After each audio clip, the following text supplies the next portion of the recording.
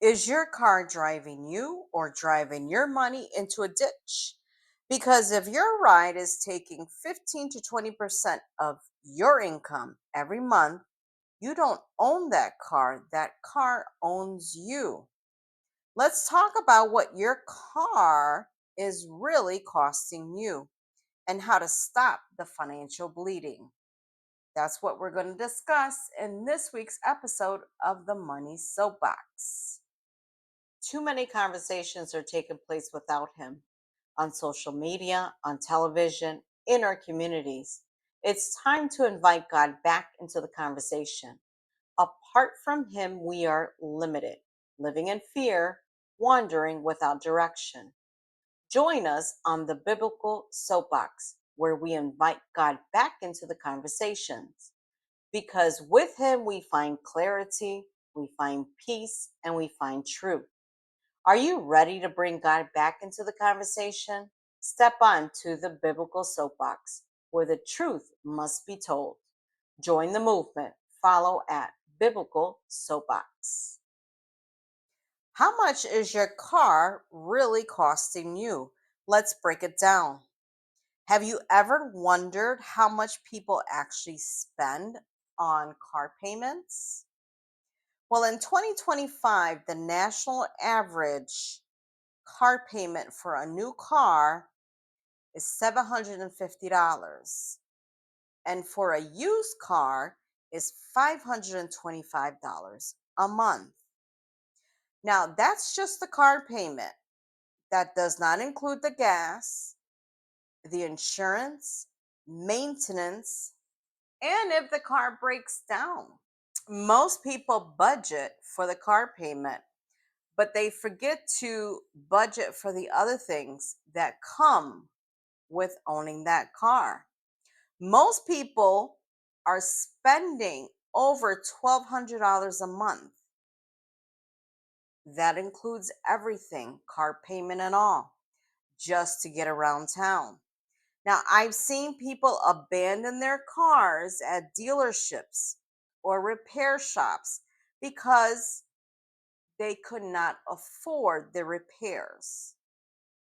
They were only able to scrape by just covering the car payments and nothing for those repairs. Now, this happens quite a lot. It's actually very, very common. Now, experts say that we shouldn't spend no more than 10 to 15% of our monthly take home pay on transportation. But what's the reality? The reality is people are spending anywhere from 20 to 30% of their check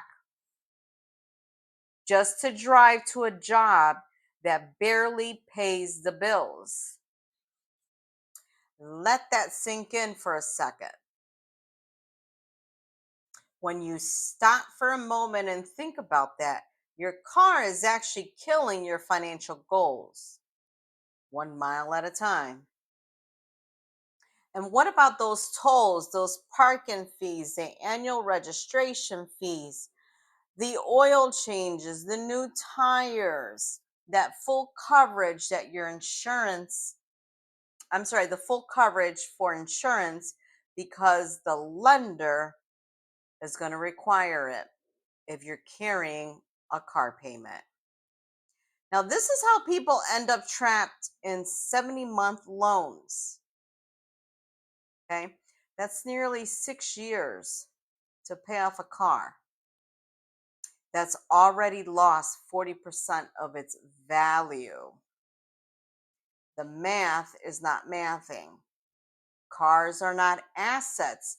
They lose value the moment you drive them off the lot. Now, when something is not an asset where it increases in value, the goal is to minimize your loss. So, what can we do? Because 40% of people, or I should say Americans, have a car payment.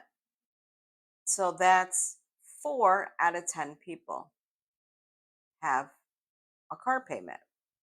So, what do you do if you make the decision to ditch that car payment?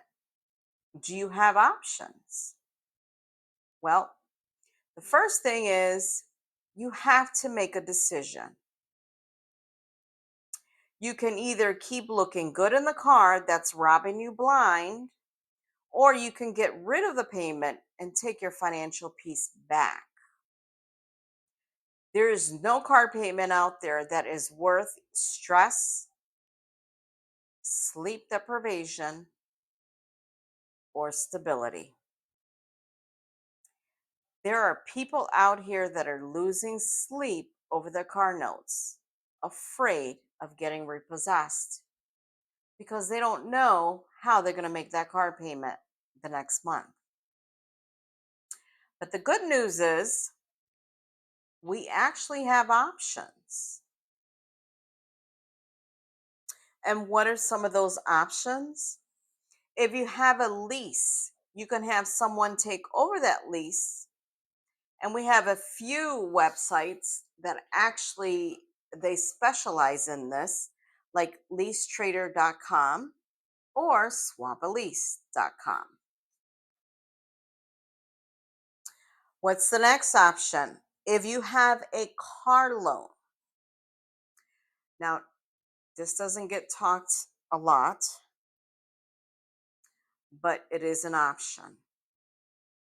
You can have someone buy the car subject to your existing loan. So, meaning they can take over your payments. There are people out there that want a car and they're willing to pay a car payment, but they cannot get qualified for the traditional route. Okay.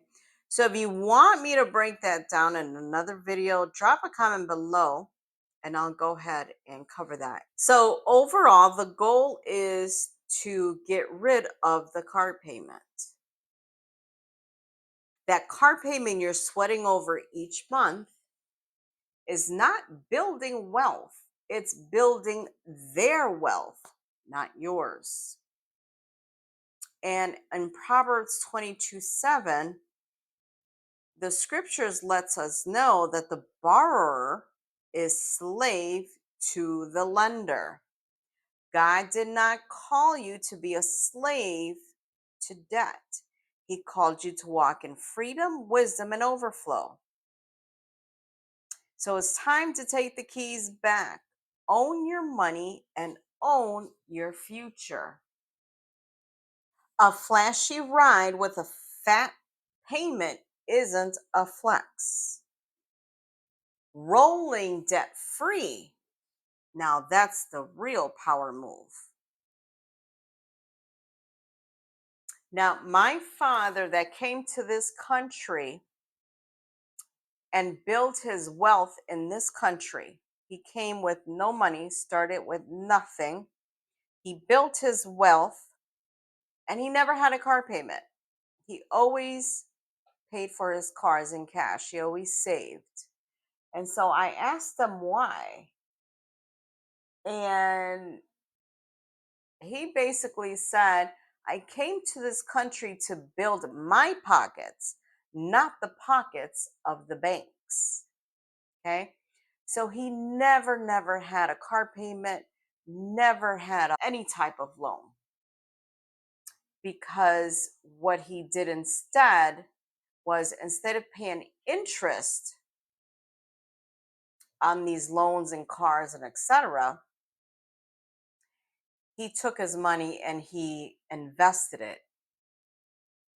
So instead of paying interest back, he was paying interest to himself. So it's time to kick that car note to the curb. It is not doing anything for you. It's keeping you broke.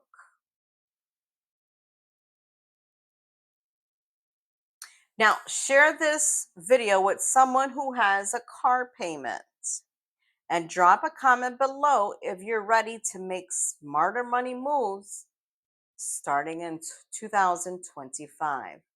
That is it for this week's video on the Money Soapbox. And I'll see you next week where we are going to tackle those cell phone payments.